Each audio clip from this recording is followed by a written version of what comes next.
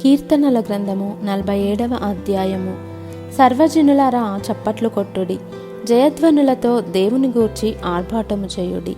యెహోవా మహోన్నతుడు, భయంకరుడు, ఆయన సర్వభూమికి మహారాజై ఉన్నాడు. ఆయన జనములను మనకు లోపర్చును, మన పాదముల క్రింద ప్రజలను అనగద్రొక్కును. తాను ప్రేమించిన యాకోబునకు మహాతిశయాస్పదముగా మన స్వాస్థ్యమును ఆయన మన కొరకు ఏర్పాటు చేసి ఉన్నాడు. దేవుడు ఆర్భాటముతో ఆరోహణమాయెను, బూరధ్వనితో యెహోవా ఆరోహణమాయెను. దేవుని కీర్తించుడి, కీర్తించుడి, మన రాజును కీర్తించుడి, కీర్తించుడి. దేవుడు సర్వభూమికి రాజయున్నాడు. రమ్యముగా కీర్తనలు పాడుడి. దేవుడు అన్యజనులకు రాజయున్నాడు. దేవుడు తన పరిశుద్ధ సింహాసనము మీద ఆసీనుడై ఉన్నాడు.